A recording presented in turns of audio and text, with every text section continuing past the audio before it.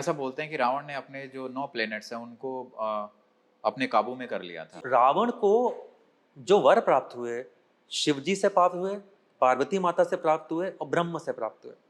जो ब्रह्मा है, राइट, ब्रह्मा से उनको प्राप्त हुए कि भाई उनको कोई ना देवता मार पाएगा, ना राक्षस, ना पशु मार पाएगा, ना कोई वेपन मार पाएगा, किसी भी उससे अस्त्र से वो मारे नहीं जा सकते। पार्वती माता से उनको ये परमिशन मिल गई थी, कुछ उन्होंने उपासना करी थी कि जब तक मैं परमिशन ना दूं तुम नहीं मरोगे, चाहे कोई आ जाए, ठीक है। एंड शिव जी से उनको परमिशन मिली थी कि एक तो आप अमर हो जाएंगे एंड दूसरा आपके पास 9 ग्रहों का कंट्रोल आ जाएगा। 9 ग्रहों को उसने पकड़ के अपने दरबार में बांध के रखा हुआ था। तो उनको महादेव से, पार्वती माता से और ब्रह्मा से ये वर मिले थे, जिनको उन्होंने अपने अहंकार की वजह से कहीं ना कहीं शायद गलत प्रयोग किया, दुरुपयोग किया, एंड उसकी वजह से ही उनकी मृत्यु हुई। लेकिन उस मृत्यु में भी महानता देखने की जरूरत है कि रावण ने सीता का अपहरण इसलिए किया क्योंकि उनको पता था कि उनको विष्णु अवतार के हाथों ही मारे जाना है। आप ये नोटिस करें कि उन्होंने सीता जी का अपहरण किया और उनके पास जो भी 2 3 4 साल, जितना भी मैं जानता नहीं, मुझे याद नहीं कितने समय रही, चाहते तो उनके साथ वो दुर्व्यवहार कर सकते थे, मगर उनको पूरे आदर के साथ अशोक वाटिका में रखा गया।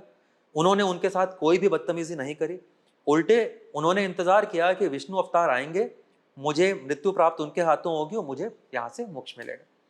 तो यहीं पे उनकी महानता आती है। कितने लोग हैं जो अपनी मृत्यु किसके हाथों आएगी ये जानते हुए उसको आमंत्रण देते हैं कि तुम इधर आओ, मुझे मारो अपने हाथों से। रावण तंत्र विद्या भी करता था। रावण तंत्र विद्या भी करते थे, इसीलिए उन्होंने शिव तांडव स्त्रोत अपने आप में एक तांत्रिक स्त्रोत है। एंड रावण ने नवग्रहों को कंट्रोल कर रखा था। उन्होंने 9 ग्रहों को पकड़ के अपने पास बांध लिया था। इसलिए बांध लिया था क्योंकि वो ये चाहते थे कि उनका जो जीवन है, जिसको हम लोग अंग्रेजी में फेट भी कहते हैं, उनकी जो किस्मत है उसको वो कंट्रोल कर पाए, किसी और के पास वो कंट्रोल ना रहे। तो उन्होंने 9 ग्रहों को अपने पास बांध के रखा हुआ था।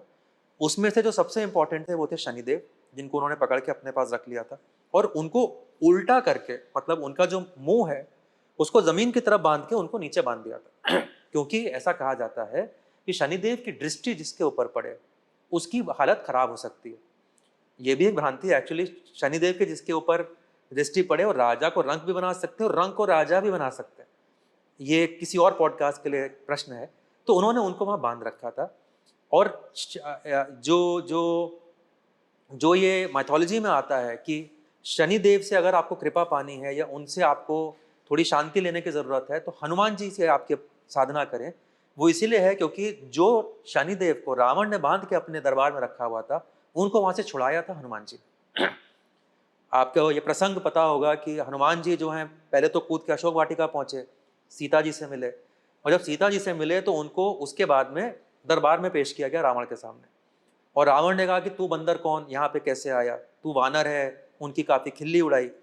फिर उन्होंने, हनुमान जी ने उनको चैलेंज किया कि अगर तुम इतने बड़े शेर हो तो ये रहा मेरा पैर, ये रही मेरी जांग, हिला के दिखाओ।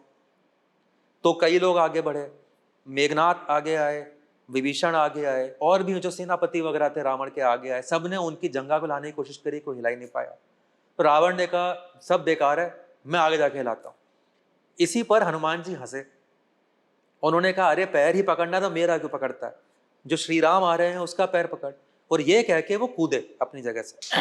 एंड जब वो कूदे तो जाके बैठे उनके दरबार की सीढ़ियों के पास। एंड जब वहां उन्होंने धम से पैर मारा तो शनि थे वो पलट गए।